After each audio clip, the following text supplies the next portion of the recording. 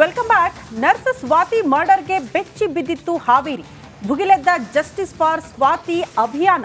ಸ್ವಾತಿಯನ್ನ ಆರೋಪಿ ನಯಾಜ್ ಕೊಂದಿದ್ದೇಕೆ? ಸ್ವಾತಿ ಹತ್ಯೆಗೆ ಲವ್ ಜಿಹಾದ್ ಟ್ವಿಸ್ಟ್ ಕೊಟ್ಟಿದ್ದಾರೆ ಬಿಜೆಪಿಯವರು. ಆರೋಪಿಗಳ ವಿರುದ್ಧ ಸಿಡಿದಿದೆ ಹಿಂದೂ ಸಂಘಟನೆಯವರು.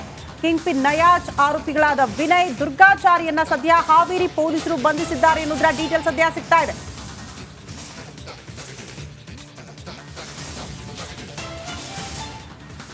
ಜಸ್ಟಿಸ್ ಫಾರ್ ಸೌಜನ್ಯ ಕೂಗಿನ ಬೆನ್ನಲ್ಲೇ ಇದೀಗ ತುಂಗಭದ್ರಾ ತಟದಲ್ಲಿ ಮತ್ತೊಂದು ಘೋರ ಘಟನೆ ನಡೆದು ಹೋಗಿದೆ.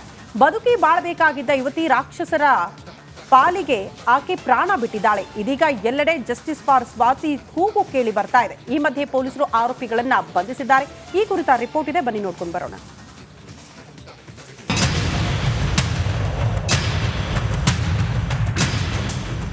ಮಾರ್ಚ್ 6 ಇಡೀ ಹಾವೇರಿ ಒಂದು ಕ್ಷಣ ಬೆಚ್ಚಿ ಬಿದ್ದಿತ್ತು. ಶಾಂತವಾಗಿ ಹರಿಯುತ್ತಿದ್ದ ತುಂಗಭದ್ರದ ದಡದಲ್ಲಿ ರಕ್ಕಸರು ಅಟ್ಟಹಾಸ ಮೆರೆದಿದ್ರು. ರಕ್ತ ಸಿಕ್ತ ಮೃತದೇಹ ನದಿ ದಡದಲ್ಲಿ ಪತ್ತೆಯಾಗಿತ್ತು.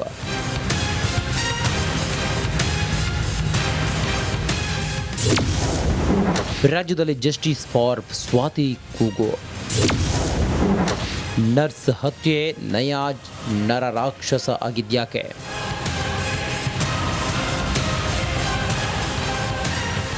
ತನಿಖೆ ಆರಂಭಿಸಿದ ಹಲಗೇರಿ ಠಾಣೆ ಪೊಲೀಸರು ಶವದ ಮರಣೋತ್ತರ ಪರೀಕ್ಷೆ ಮಾಡಿ ಅಂತ್ಯ ಸಂಸ್ಕಾರ ಕೂಡ ಮಾಡಿಸಿದ್ದರು.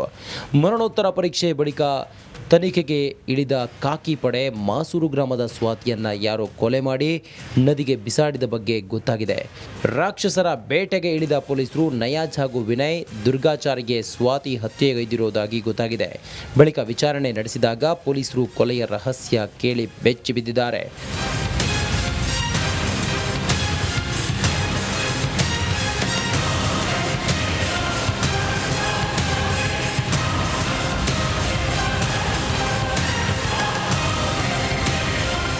ಬಾಡಿಗೆ ಕಾರ್ನಲ್ಲೇ ನಗರದ ಹೊರವಲಯದಲ್ಲಿ ಮರ್ಡರ್ ಮಾಡಿದ್ದಾರೆ.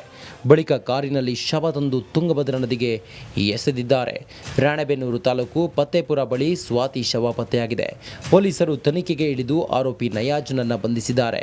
ವಿನಯ್ ಹಾಗೂ ದುರ್ಗಾಚಾರಿ ನಾಪತ್ತೆಯಾಗಿದ್ದಾರೆ. ಇದೀಗ ಹಾವೇರಿಯಲ್ಲಿ ಎಲ್ಲೆಡೆ ಜಸ್ಟಿಸ್ ಫಾರ್ ಸ್ವಾತಿ ಕೂಗು ಕೇಳಿಬರುತ್ತಿದೆ.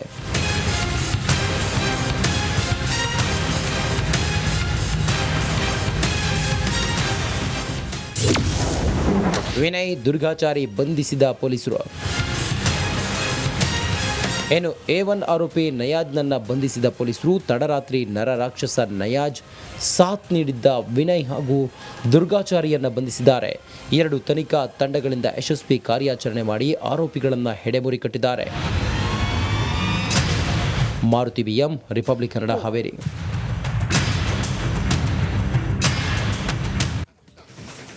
ಈ ಬಗ್ಗೆ ಮತ್ತಷ್ಟು ಡೀಟೇಲ್ಸ್ ಅನ್ನ ಕೊಡ್ತಾರೆ ನನ್ನ ಸಹೋದ್ಯೋಗಿ ರಂಜಿತ್ ಶಿರಿಯಾರ್ ಸ್ಪಾಟ್ ಅಲ್ಲಿ ಇದ್ದಾರೆ. ರಂಜಿತ್, ಎಕ್ಸಾಕ್ಟ್ಲಿ ಈ ಪ್ರಕರಣಕ್ಕೆ ಸಂಬಂಧಪಟ್ಟಂತೆ ಏನೆಲ್ಲ ಬೆಳವಣಿಗೆಗಳಾಗಿದೆ?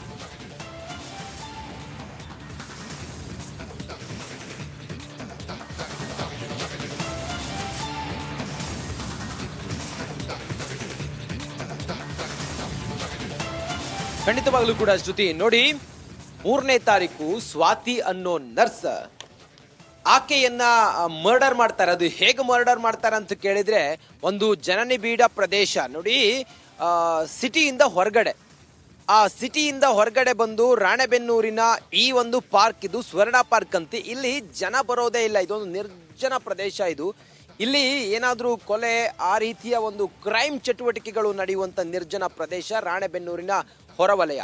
ಈ ಸ್ವರ್ಣ ಪಾರ್ಕ್ಗೆ ನಯಾಜ್ ಅನ್ನೋ ಅನ್ಯಕೋಮಿನ ಯುವಕ ಸ್ವಾತಿ ಅನ್ನೋ ಯುವತಿಯನ್ನ, 22 ವರ್ಷದ ನರ್ಸ್ ಕೆಲಸ ಮಾಡ್ತಾ ಇದ್ದಂಥ ಸ್ವಾತಿಯನ್ನ ಕರ್ಕೊಂಡು ಬರ್ತಾನೆ. ಆತನ ವಿಚಾರ ಏನು ಅಂತ ಕೇಳಿದ್ರೆ, ಅವರಿಬ್ಬರ ನಡುವೆ ಲವ್ ಇರುತ್ತೆ.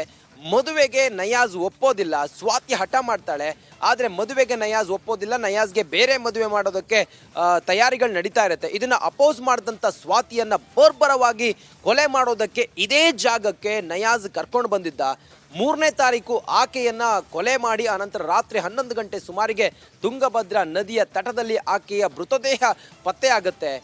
ಆರಂಭದಲ್ಲಿ ಇದು ಕೊಲೆಯ ಅನ್ನೋ ರೀತಿಯಲ್ಲಿ ಅನುಮಾನ ಇದ್ರೂ ಕೂಡ ಸೂಕ್ತವಾದಂಥ ದಾಖಲೆಗಳು ಸಿಗೋದಿಲ್ಲ.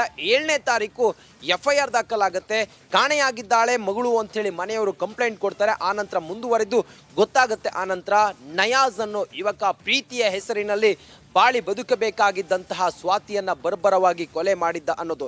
ನೋಡಿ, ಆ ಪ್ರಕರಣ ಆಗಿ ಇಲ್ಲಿವರೆಗೂ ಕೂಡ ಏನೇನಾಗಿದೆ, ಇದರ ಹಿನ್ನೆಲೆ ಏನು, ಇದರ ಆಳ ಅಂತರಾಳ ಏನು ಅನ್ನೋದ್ರ ಬಗ್ಗೆ ನನ್ನ ಕಲೀಗ್ ಹಾವೇರಿಯ ಪ್ರತಿನಿಧಿ ಮಾರುತಿ ಕೂಡ ಇದ್ದಾರೆ, ಅವ್ರನ್ನ ಮಾತಾಡಿಸ್ತೀನಿ. ಮಾರುತಿ, ಈ ಸ್ಪಾಟ್ ಏನಿದು? ಅಷ್ಟೊಂದು ಹಾರಿಬಲ್ ಸ್ಪಾಟ್ ಇದು, ಏನಿದು ಮಾರುತಿ? ರಂಜಿತ್, ನಿಜಕ್ಕೂ ಹೇಳೋದಾದ್ರೆ ಇದು ಒಂದು ಕಡೆ ಏನಂತಂದರೆ, ಇದು ರಾಣೇಬೆನ್ನೂರದಿಂದ ಒಂದು 4 ಕಿಲೋಮೀಟರ್ ದೂರ ಇರುವಂಥದ್ದು. ಇಲ್ಲಿ ಗಂಡು ಮಕ್ಕಳು ಹೊರತುಪಡಿಸಿ ಹೆಣ್ಣು ಮಕ್ಕಳು ಬರುವಂಥ ಜಾಗ ಅಲ್ಲ, ಹೆಚ್ಚಾಗಿ ಮಧ್ಯವಸನಗಳೇ ಬರುವಂಥ ಜಾಗ ಇದಾಗಿರೋದ್ರಿಂದ ಇಲ್ಲಿ ಹೆಣ್ಮಕ್ಳು ಬರಲ್ಲ. ಹಾಗಾದ್ರೆ ಬಂದರೆ ಅದೇ ಮಧ್ಯವಸನಗಳು ಗಲಾಟೆ ಮಾಡುವಂಥ ವ್ಯವಸ್ಥೆ ಆಗುವಂಥದ್ದು.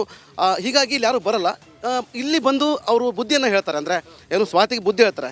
ನಯಾಜ್, ದುರ್ಗಾಚಾರಿ, ವಿನಯ್ 3 ಜನ ಅವರು ಬುದ್ಧಿ ಹೇಳ್ತಾರೆ. ನೋಡು, ಈ ಥರ ಮಾಡಬೇಡ, ಮುಗಿಸ್ಬಿಡೋಣ, ಇಲ್ಲಿಗೆ ನಮ್ಮ ಮನೆಯಲ್ಲಿ ಮದುವೆ ಮಾಡ್ತಾ ಇದ್ದಾರೆ, ಬೇಡ ಅಂತಂದಾಗ ಮನೆಗೂ ಹೋಗಿ ಗಲಾಟೆ ಮಾಡಿದ್ಲು ಅನ್ನೋ ಮಾಹಿತಿ ಕೂಡ ಈಗ ರಿಪಬ್ಲಿಕನ್ಗೆ ಲಭ್ಯ ಆಗಿರುವಂಥದ್ದು. ಇದಾದ ನಂತರ ಇಲ್ಲಿ ಅವಳ ಕತ್ತಿಗೆ ಟವಲನ್ನು ಹಾಕಿ ಕೊಲೆ ಮಾಡ್ತಾರೆ. ಇದೇ ಸ್ಪಾಟ್ನಲ್ಲಿ ಆಕೆಯನ್ನು ಮರ್ಡರ್ ಮಾಡೋದು? ಖಂಡಿತ ಸ್ವರ್ಣ ಪಾರ್ಕ್ಗೆ ಕರ್ಕೊಂಡ್ಬಂದು ಬುದ್ಧಿ ಹೇಳ್ತಾರೆ. ಯಾವಾಗ ಮಾತು ಕೇಳಲ್ಲ ಆವಾಗ ಅವಳ ಕತ್ತಿಗೆ ಪಟ್ಟಿಯನ್ನು ಹಾಕಿ ಅವಳನ್ನ ಕೊಲ್ಲುವಂಥ ಪ್ರಯತ್ನ. ಎಷ್ಟು ಜನ ಆಯಿತು? 3 ಜನ ಇರ್ತಾರೆ, ಪ್ರಮುಖವಾಗಿ 3 ಜನ ಇರ್ತಾರೆ. ಅದಾದ ನಂತರ ಬಾಡಿಗೆ ಕಾರನ್ನು ತೊಗೊಂಡ್ಬರ್ತಾರೆ. ಆ ಕಾರನ್ನ ಇಲ್ಲಿಂದ ಪತ್ಯಪುರ ಗ್ರಾಮಕ್ಕೆ ಹೋಗ್ತಾರೆ. ಅಲ್ಲಿರ್ತಕ್ಕಂಥ ತುಂಗಭದ್ರಾ ನದಿಯಲ್ಲಿ ಬಿಸಾಕ್ತಾರೆ ಮೇಲ್ಗಡೆ ಅಂತ.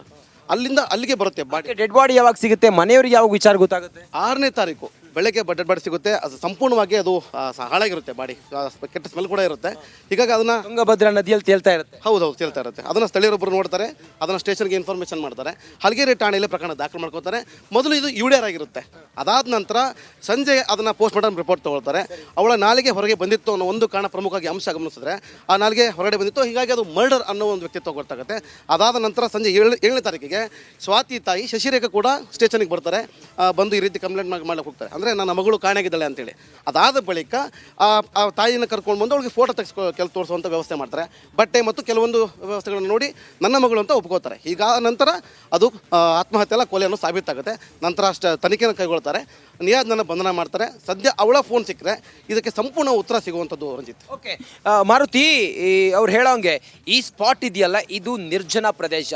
ಈ ಸ್ಥಳಕ್ಕೆ ಕರ್ಕೊಂಡು ಬಂದು ಇಲ್ಲಿಂದ ಸುಮಾರು 1 ಕಿಲೋಮೀಟರ್ ದೂರಲ್ಲಿ ಕಾನನ ಇದೆ, ಅಲ್ಲಿ ಯಾರೂ ಕೂಡ ಹೋಗ್ಲಿಕ್ಕೆ ಸಾಧ್ಯವೇ ಇಲ್ಲ ಅಂತ ಒಂದು ಜಾಗ ಇದು. ಇಲ್ಲಿಗೆ ಕರೆದುಕೊಂಡು ಬಂದು ಸ್ವಾತಿಯನ್ನ ಬರ್ಬರವಾಗಿ ಕೊಲೆ ಮಾಡಿದ್ದಾರೆ ಅನ್ನೋದು ಈಗ ಪೊಲೀಸರ ತನಿಖೆ ವೇಳೆ ತಿಳಿದು ಬರ್ತಾ ಇದೆ.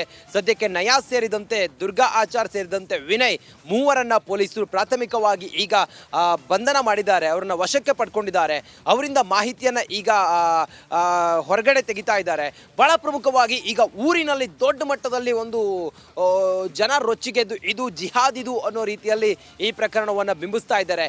ಸದ್ಯ ರಿಪಬ್ಲಿಕ್ ಕನ್ನಡ ಈ ಸ್ಪಾಟ್ ಎಲ್ಲಿ ಸ್ವರ್ಣ ಗಾರ್ಡನ್ಗೆ ಸ್ವಾತಿಯನ್ನ ಮಧ್ಯಾಹ್ನ 4 ಗಂಟೆ ಸುಮಾರಿಗೆ ಕರ್ಕೊಂಡು ಬಂದು ಆಕೆಯನ್ನು ಬರ್ಬರವಾಗಿ ಮರ್ಡರ್ ಮಾಡಿ ಆನಂತರ ತುಂಗಭದ್ರಾ ನದಿಯಲ್ಲಿ ಎಸೆದು 4 ದಿನ ಆದ ನಂತರ ಆಕೆಯ ಬಾಡಿ ಸಿಕ್ಕಿ ಆನಂತರ ವಿಚಾರ ತಿಳಿದು ಯಾಕೆ ಕೊಲೆ ಮಾಡಿದ್ರು, ಈ ಪ್ರಕರಣದ ಆಳ ಅಂತರಾಳವನ್ನು ರಿಪಬ್ಲಿಕ್ ಕನ್ನಡ ಈಗ ಬೆನ್ನು ಬಿಡದೆ ಈ ಪ್ರಕರಣದ ಆಳ ಅಂತರಾಳವನ್ನು ತಿಳಿಯುವಂಥ ಪ್ರಯತ್ನಕ್ಕೆ ಸದ್ಯಕ್ಕೆ ನಾವು ಬಂದಿರುವಂಥ ಜಾಗ ಸ್ವರ್ಣ ಗಾರ್ಡನ್. ಮುಂದುವರೆದು ಈ ಪ್ರಕರಣದಲ್ಲಿ ಜಿಹಾದ್ ಇದೆಯಾ, ಮತ್ತೊಂದಿದೆಯಾ, ಯಾರಿದ್ರಲ್ಲಿ ಈ ನಯಾಜ್ನೇ ಇದಕ್ಕೆ ಮೂಲ ಕಾರಣವ, ಏನಾಗಿತ್ತು, ಕೊಲೆ ಮಾಡುವಂಥ ಸಂದರ್ಭ ಏನಿತ್ತು, ಇದೆಲ್ಲದರ ಇಂಚಿಂಚು ಮಾಹಿತಿಯನ್ನು ರಿಪಬ್ಲಿಕ್ ಕನ್ನಡ ನಿಮ್ಮ ಮುಂದೆ ತಿಳಿಸ್ತಾ ಹೋಗುತ್ತೆ.